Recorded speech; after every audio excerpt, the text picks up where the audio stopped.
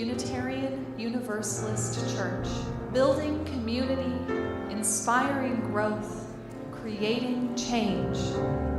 Here in the heart of Kansas City, we come together to create this hour of shared reflection so that we might be renewed in courage for these times and inspired to lives of greater dignity, higher purpose, deeper generosity, and more effective action.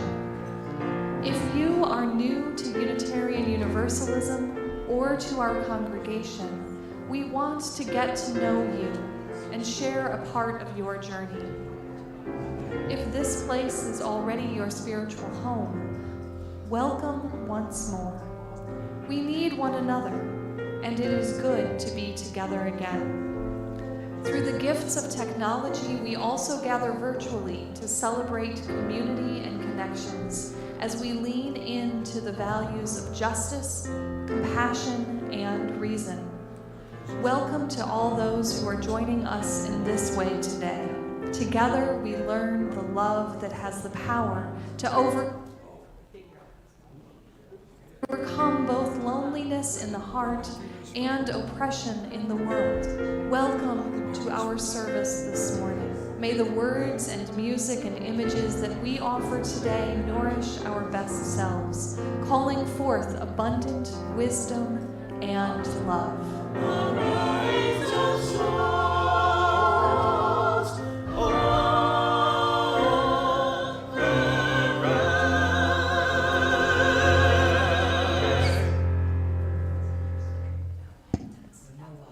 Good morning. Good morning. I am the Reverend Erin Holly. There we go. Good morning. I'm the Reverend Erin Holly, the second minister here at All Souls Unitarian Universalist Church. Welcome. We're glad you're here. This morning we remember the 28,000 people who died in last week's earthquake in Syria and Turkey. These countries are so far away, and political realities are making it difficult for aid to reach those who need it most. It feels empty to simply remember these tens of thousands of people who died and millions of people injured and affected by this disaster.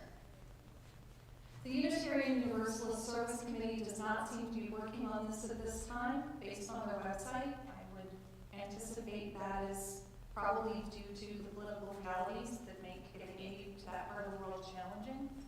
So I cannot direct you to a UU organization contributing to relief. But as you feel compelled to contribute, I encourage you to use Charity Navigator to find well-rated charities doing work on this disaster and already established in the area. Things happen that change our plans, as we have learned over and over again these last few years. This morning's service is not what we expected. The Reverend Dr. Kendyl Gibbons, who was supposed to preach this morning, has tested positive for COVID-19. She and her spouse, Mark Gibbons, have received Paxlovid and will be isolating at home for the next few weeks. She is so sorry not to be with all of us today, but wishes all of you a safe week. And also, she is very clear. Go Chiefs! With the help of technology, we will share with you the video of the service from January 30th, 2022. Reverend Dr. Kendyl Gibbons preaches the sermon, New Light.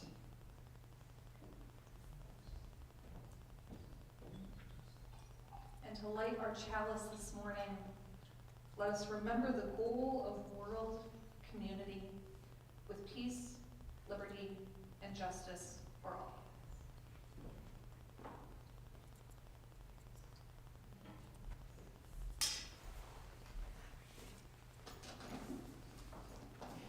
Good morning, and welcome to this celebration on the 30th of January, 2022. Welcome to this covenant community of memory and promise, as together we seek human dignity and wholeness within and around us. May we be aware of the sacred truth of our bodies and of the seasons, of the earth and the energies of life that sustain us. May we be grateful when we have warm homes to shelter us from the cold. May we turn our faces to the sun with gladness in those moments when it shines kindly upon us. May we offer works of justice and hearts of compassion to those who have no certain shelter. May the plans for gardens to come in the spring give us delight, but not steal the beauty away from our fireside dreaming and this time of thoughtful preparation. Now is the season of Imbolc, halfway between solstice and equinox, the holiday of the Celtic pagan goddess Brigid, which becomes the Catholic feast of Candlemas, and in secular culture, Groundhog's Day. It is the place where winter's exhaustion meets the hope of spring's renewal. It is easy in the culture of artificial lights and heat and dry, warm houses to insulate both our bodies and our spirits from the mess of the natural world. The shift from frozen to warm is messy. The shift from womb to world through birth is messy and full of risk. The forging of tools and the casting of candles, messy work. So is the shift from ignorance to awareness, from simple lies to complex truth. So is the final shift from life to death. Yet some essential aspect of our humanity is lost when we shield ourselves constantly from all the messiness of life.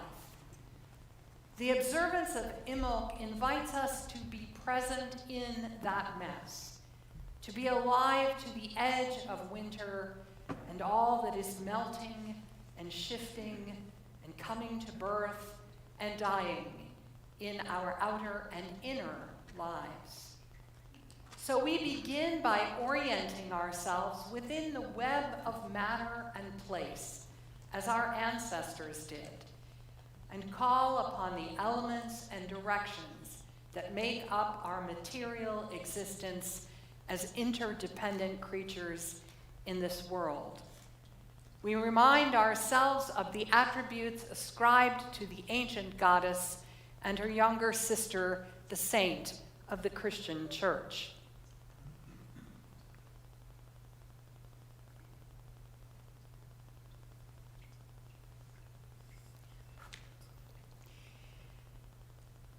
Spirits of the north, ground us in earth, even the cold mud of late winter.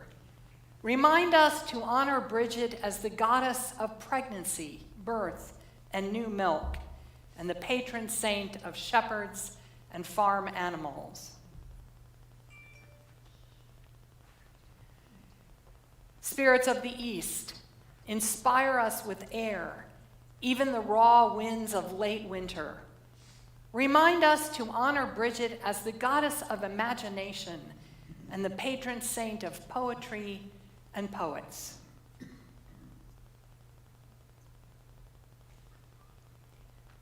Spirits of the south, energize us with fire, even the warm chimneys of late winter. Remind us to honor Bridget as the goddess of flame and patron saint of candles, hearth, and forge. Spirits of the west, nourish us with water, even the melting ice of late winter, and remind us to honor Bridget as the goddess of wells and the patron saint of beer and brewers.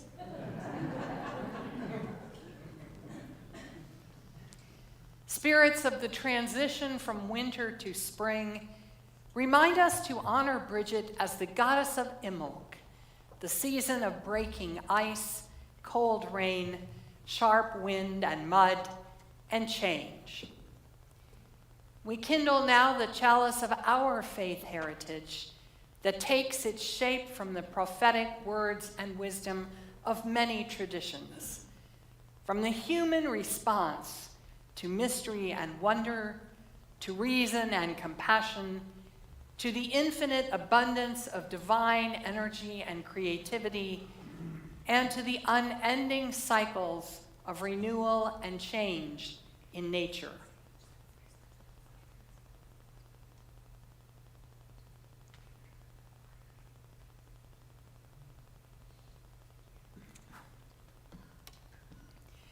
May it stand as a beacon to all who with us seek to know the fullness of life. If you wish, tell us in the chat where your own chalice is burning this morning, and if you know, which direction you are located from here, our usual center of gathering.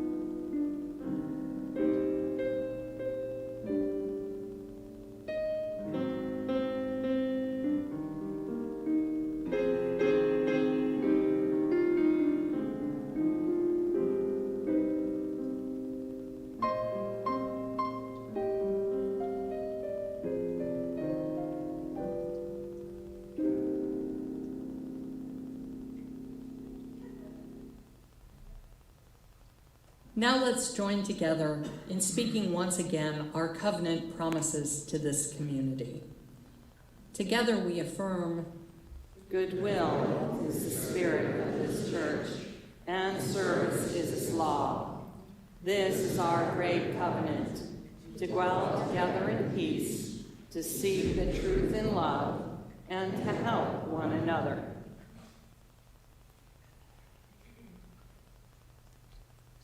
Let's go ahead and just walk through sign by sign in the word order that we're going to do it. Spirit of life,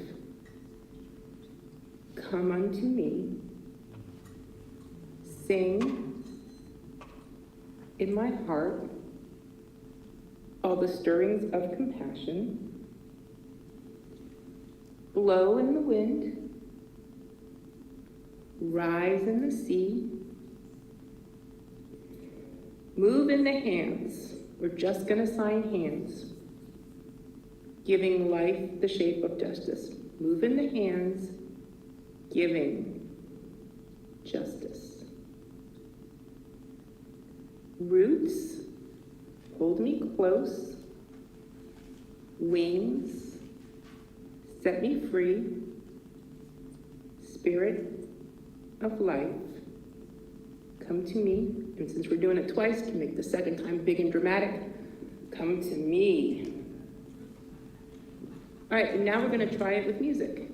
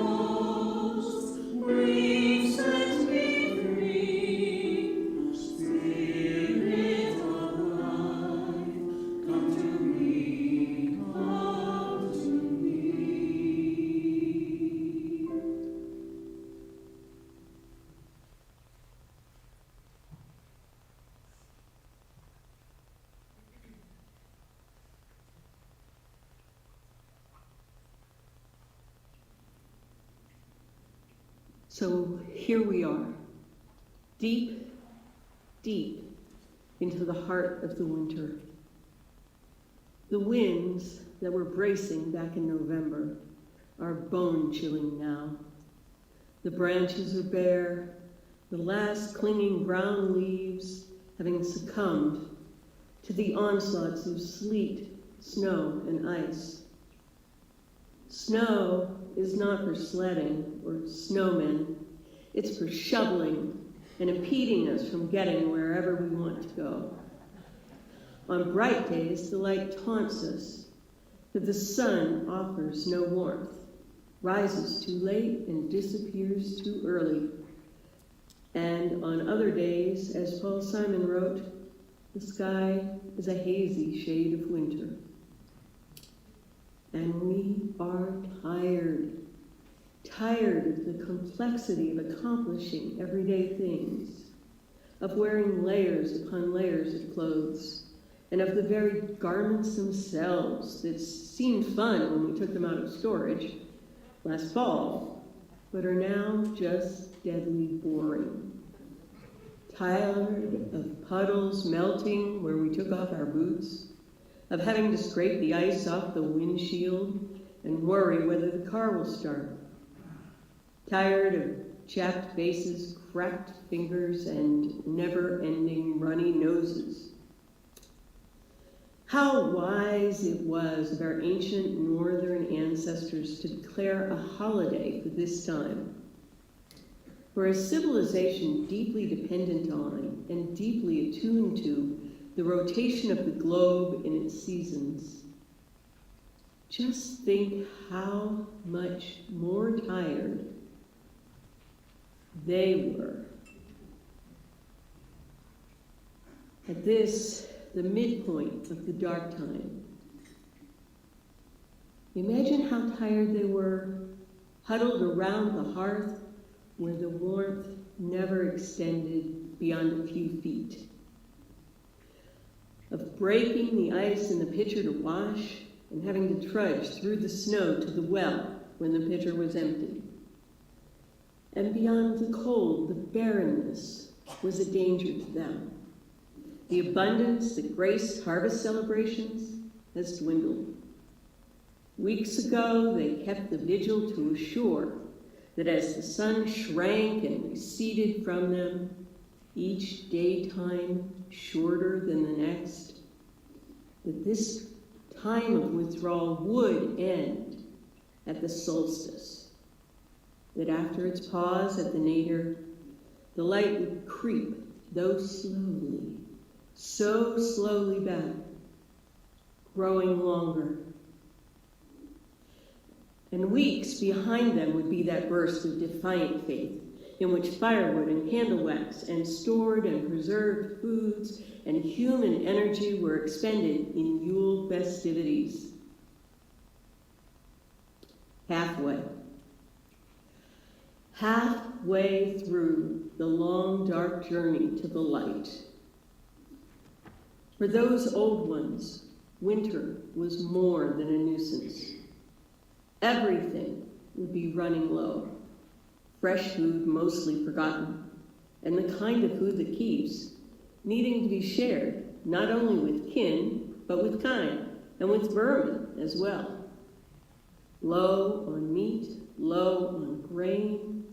Hunger stalked the people in the winter, along with the killing cold. Stores of peat for fires would be running low. The precious hours of brightness would be used to scavenge for fallen wood to keep the life-saving blaze alight. Here, with half of winter gone and half yet to travel, until the balance point of the equinox is Imbolc, an ancient holiday so deeply associated with the spark of light in the darkness that when the new faith syncretized it, they called it Candlemas. This is the time when the candles are blessed in some Christian churches yet today. Imbolc is the time of the quickening of life again in Mother Earth's belly. Despite the still bare branches, the sap is beginning to rise in the trees. Under the frozen earth, the seed cracks. The first pale shoots push out. And the ewes begin to bear their young. The lambs themselves are a reminder that life goes on, that birth still happens. On a practical level, in such a society, nature's generosity determines that there will be sheep's milk to spare beyond that needed to nurture the newborns. Sheep's milk, the first new food, is a precious harbinger of plenty in the future. We don't know for sure what those ancient folks did to celebrate the occasion. The holiday is associated with the worship of Brigid. The triple goddess represented the seasons of life, simultaneously maiden, mother, and crone. Brigid was a fire deity. She represented fire in three aspects: the welcoming of coals on the hearth, the warmth, family, comfort, the hot blaze of the forge, of making, of transforming one thing into another, and the bolt from the heavens, the fire in the mind that inspires the poets and the bards. Brigid was also a patron of wells, which delve deep into the Mother Earth herself and allows life-sustaining, healing water to be brought to the surface. Into recent centuries, traditions seem to have survived, making an image of Brigid from the last stalks of wheat from the last harvest, and making a bed for her to lie in. Some people set out offerings for her and hope she will bless them with health and strength to make the rest of the journey, with fertility of crop and cattle for the upcoming spring. The planting of first crops would come at this time, as well as setting a candle in the window to alert the goddess that she and her blessings are welcome here. This season was also a liminal time, rich with the possibility of prophecy and discernment of the future. In cultures that celebrated Imbolc and Candlemas, the tradition varies, but suggests that on this date, fixed in our calendar as February 2nd, the weather is a predictor of the immediate future. One tradition suggests that a wintry hag will take advantage of a bright day to collect firewood to last the rest of winter. If the day is overcast, she only gets enough wood for a few weeks. Some say it is a serpent that crawls from its hole, while others say it is a hibernating animal, such as a badger, a creature that will venture out into sunlight, be startled, and retreat into the darkness, presaging the next few weeks continuing to be cold. These traditions from Europe long predate any specific groundhog residing under Punxsutawney, Pennsylvania. In fact, it's thought that settlers from Europe simply did not find badgers here in the U.S. and transferred the superstition. It's common now to dismiss that superstition as a joke. If the groundhog sees his shadow, we have 6 more weeks of winter. But if he doesn't, spring is just around the corner in 6 weeks. I suspect, however, that this very, very old belief is probably based on the sort of deep experience that lends accuracy to the farmer's almanac, an observed correlation between this time of year and weather patterns through the centuries, perhaps losing validity as the planet warms. The Imbolc holiday has relevance for us today, even as it did to those ancients. And as I stand here at about the close of the 2nd full year of pandemic devastation, I'm tempted to make the analogy between the inflection point of being halfway through the darkest time, that night is darkest just before the dawn feeling, that perhaps if we stay faithful, if we perform the right ritual actions, continue to isolate, continue to mask, get all the vaccines they offer, stay 6 feet apart, that maybe the grace of the goddess will come upon us, and we will see a gradual brightening on the horizon. Perhaps we have come far enough through the dark time, and soon we can emerge into the light. We need that hope today as much as our ancestors needed the hope that winter would soon loosen its grip and the world would warm. I want to believe this, only the ancients had a deep and well-tested knowledge that spring would come. I do wish I were as sure that we were at that point in our pandemic journey.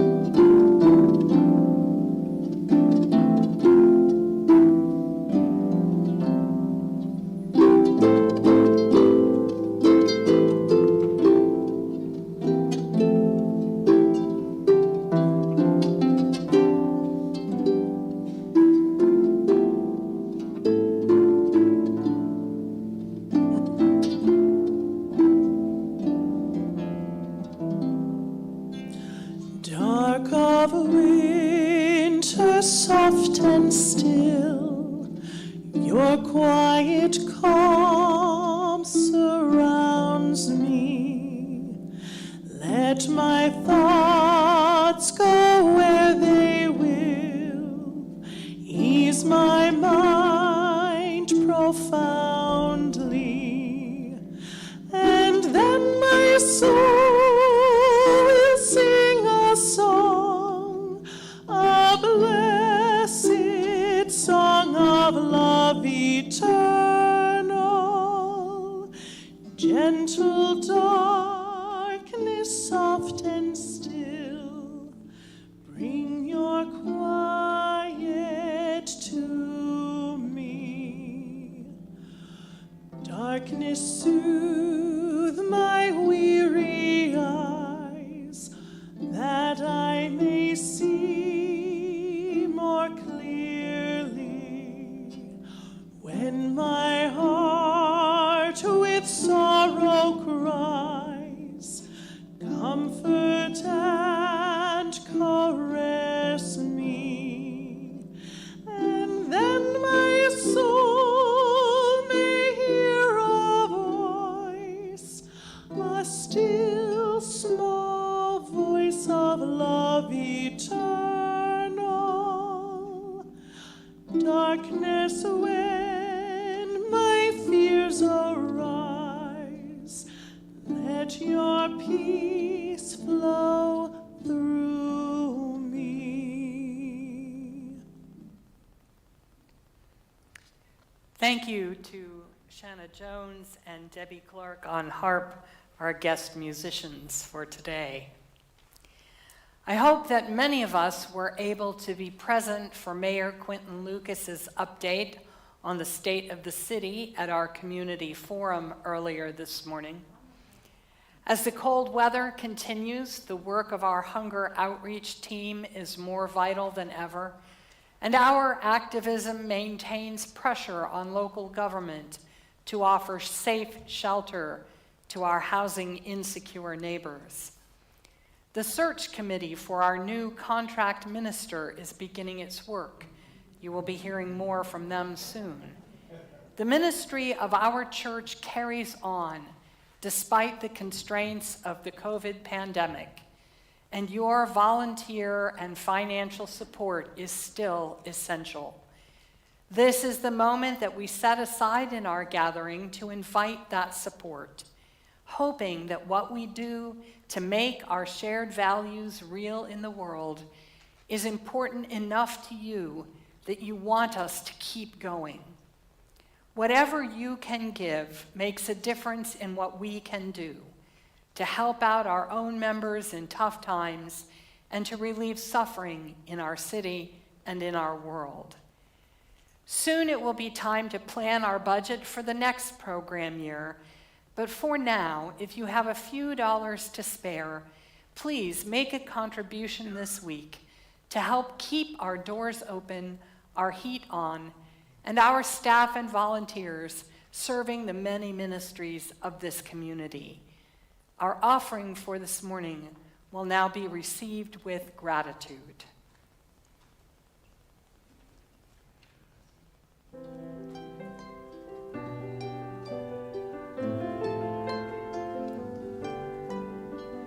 I'll be your candle on the water. My love for you will always burn. I know you're lost and drifting, but the clouds are lifting. Don't give up, you have somewhere to turn. I'll be your candle on the water, till every wave is warm and bright. My soul is there beside you. Let this candle guide you. Soon you'll see a golden stream of light. A cold and friendless tide has found you. Don't let the stormy darkness pull you down. I'll paint a ray of hope around you, circling in the air, lightened by a prayer.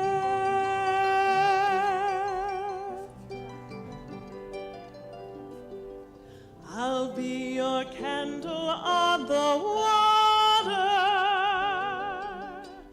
This flame inside of me will grow. Keep holding on, you'll make it. Here's my hand, so take it. Look for me, reaching out to shore, as sure as rivers flow. I'll never let you go. I'll never let you go. I'll never let you go.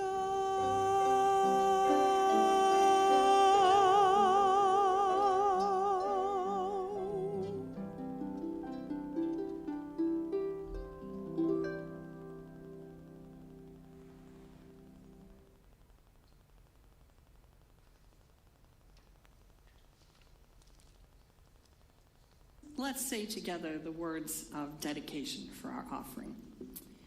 We dedicate our offerings and our actions to the mission at the heart of this congregation, to build a respectful, caring community, to inspire personal and spiritual growth, and to create change toward a just and compassionate society.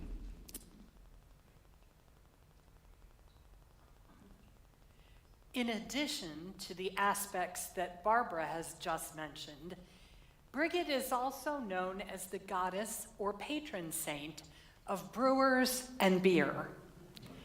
In our day, this may seem trivial, but it was a vital function in earlier times. Water was a tricky thing.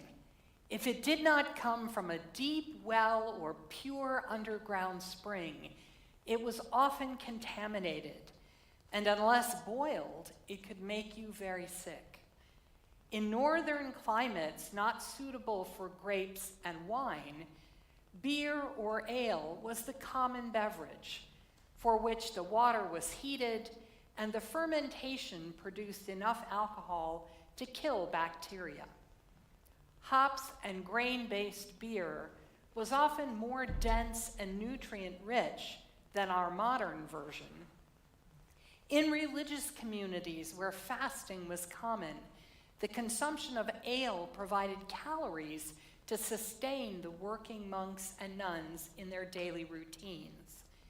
Many monastic orders brewed their own beer, and some became skilled suppliers to their surrounding communities. There are numerous versions of stories about St. Brigid turning tubs of water into beer, either to welcome visitors to a colony of poor lepers, or to create enough beer to supply 18 churches between Holy Thursday and the end of Easter, in spite of having only one barrel.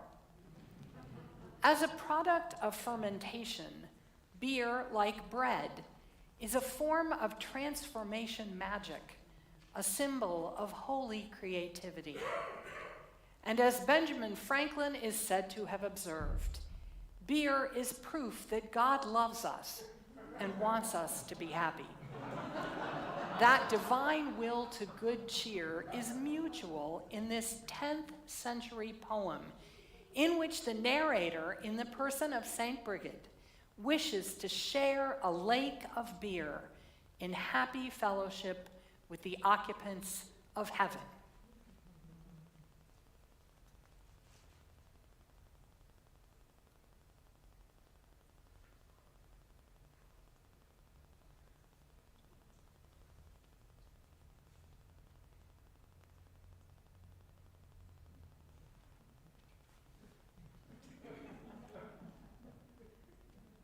I'd like to give a lake of beer to God. I'd love the heavenly host to be tippling there for all eternity. I'd love the men of heaven to live with me, to dance and sing. If they wanted, I'd put at their disposal vats of suffering. White cups of love I'd give them with a heart and a half. Sweet pitchers of mercy I'd offer to every man. I'd make heaven a cheerful spot because the happy heart is true. I'd make the men contented for their own sake. I'd like Jesus to love me too. I'd like the people of heaven to gather from all the parishes around. I'd give special welcome to the women, the 3 Marys of great renown. I'd sit with the men, the women, and God, there by the lake of beer. We'd be drinking good health forever, and every drop would be a prayer.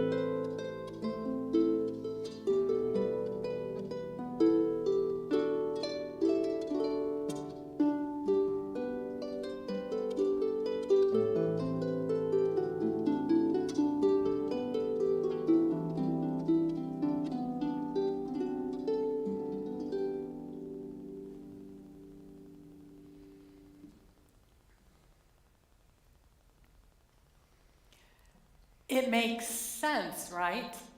To do the work of making candles in the last weeks of winter, when the heat needed to melt wax and tallow fat feels good, and the wax can harden easily in the cold atmosphere. For many ages of human existence before the advent of electric power, The only light other than the natural daylight of the sun was fire. The wild outdoor forest fires and prairie fires, the signal fires and campfires and bonfires of human making. Inside shelter, though, if you wanted illumination, it was Bridget's flame, contained and controlled. Hearth fires, lanterns, or candles. When Christianity came to the Celtic pagan cultures, it subsumed the goddess of Imbolc into Saint Bridget and the holiday of Candlemas.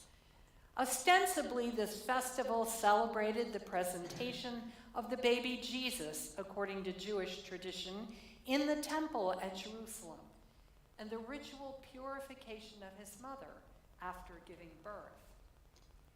Just as they could not eliminate the connection with birthing, the connection of domestic fire also endured beneath the surface, and Candlemas became the feast when families brought a portion of their candle production for the year to church.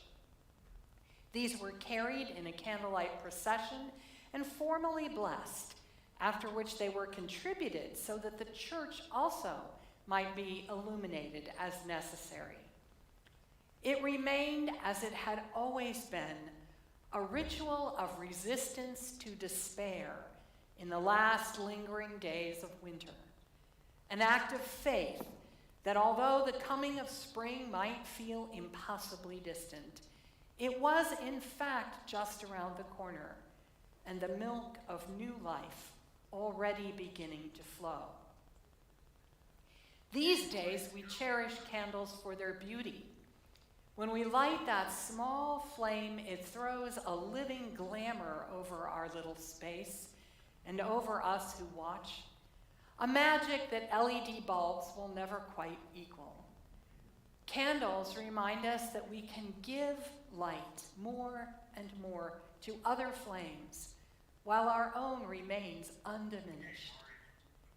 There is something beautiful and fascinating about that flame, an enchantment to a room lighted by candles, a peculiar beauty to a face illuminated by a candle's glow. Electric lights are more practical, of course, but there will always be a certain mystery and romance to a candle flame, which is why they are so often part of the setting for worship or spiritual practice. The newly created Unitarian Universalist Church in the 1960s took as its logo the image of a living flame in the vessel of a chalice, and soon congregations were translating that image into a real container holding a really burning flame. Lighting and extinguishing that flame helps us to viscerally mark the beginning and ending of a time that we set apart from the ordinary so that we might consider the unfolding of our lives, both individual and collective. In some way, I think that Imbolc is the most common and humbly human point on the circle of the year, a time of waiting, of risk, of messy anticipation and preparation, when nothing is certain and patience is wearing thin. Spring will come sooner or later, it always has, but there are weeks of wading through the mud and slush and gray, cold rain before that happens. Nothing tangible, only the promise. In such a season, faith is not so much the assurance that spring is coming eventually, which we all know, as it is the moral stamina to be persistent and gracious in the meantime, to do the work of seasonal preparation and endure the discomforts of late winter without becoming short-tempered and taking its frustrations out on other people or even inanimate objects. Bridget was the goddess not only of beer, but also of all milk and dairy products like butter and cheese. The churning of butter and ripening of cheese, like the fermenting of beer, are transformations that happen only with time, an organic magic that requires, above all, patience. The culmination of pregnancy in birth, too, is urgent when it arrives, but it comes only in its own time and must have its season of anticipation and waiting. To hurry the process is to risk everything. Faith is the awareness of time that allows us to wait, even in the messiness of things, for what we know and hope that the future holds.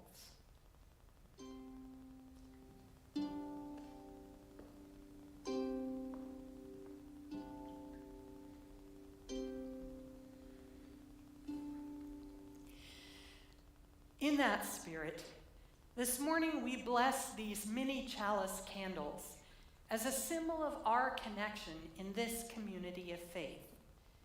Together we trust that the time is coming when the risks of conspiracy, of being assembled in the same room, breathing the same air, will be less. Enough less that we can gather in person once again. The time when we can once more share our light from one hand to another, from eye to eye, as well as heart to heart. On that day, we will celebrate with the gift of these candles, to carry home each one the blessing of that shared light, to kindle whenever we are apart, for focus, for comfort, for beauty, to remember our connection here.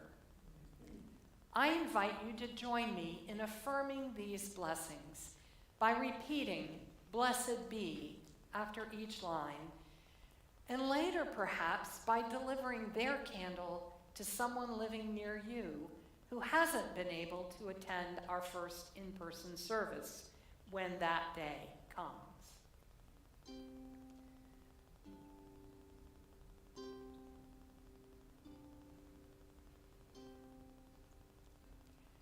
Bridget, ancient spirit of the Imbolc season, bless these candles that connect us one to another in community. Blessed be. Blessed be the sacred fire that lives deep within each of us. May we cherish its light. Blessed be. Blessed be all that is contained and enclosed. Blessed be. Blessed be this time of isolation so that we may share health in time ahead. Blessed be. Blessed be the quickening of the new life that is to come. Blessed be. Blessed be the future that grows protected within the womb. Blessed be. Blessed be the milk that is given for sustenance and prepared to nurture new life. Blessed be. Blessed be the hearth that holds us in comfort and connection. Blessed be. Blessed be the waters of the deep well forever renewed. Blessed be. Blessed be the implements of our labors and all the tools that serve our work. Blessed be. Blessed be the crafting of beer to slake our thirst and make merry our hearts. Blessed be. Blessed be even the groundhogs and all wakening creatures. Blessed be. Blessed be the spirit of Imbolc. Blessed be. Blessed be Bridget of the candles. Blessed be. And in their light, Holy One, remind us that all flame is your flame, that all flame is one, that even when we are separated, we are not alone. Blessed be.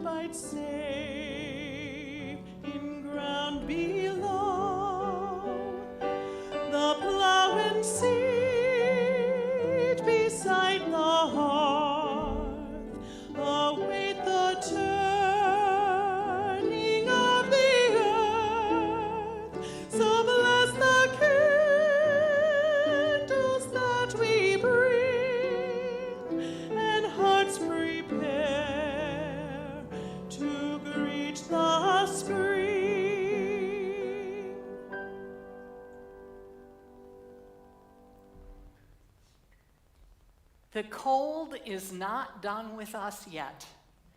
There is danger still in the storm.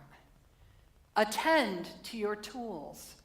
Sharpen the edge of discernment and make strong the bonds of connection.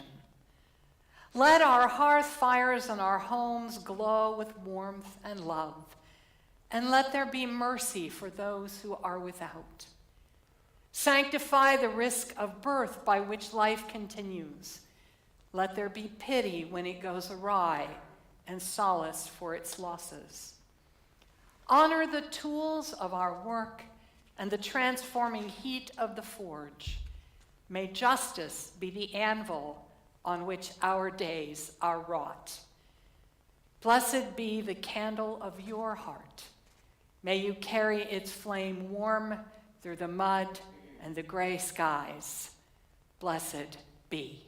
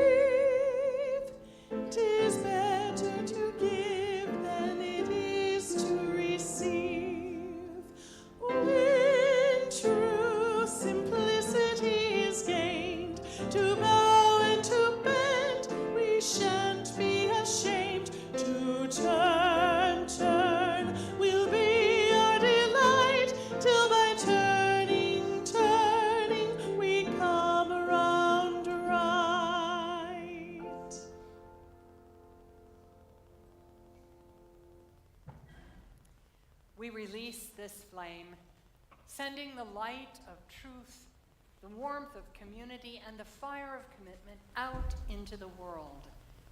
And these we also carry in our minds and hearts until the time shall come when we will be together again. To success and hope, and how we might find the wisdom to not always get what we want. Until then, please order your masks and tests. Everyone, take care, stay safe, and be well this week. And go Chiefs.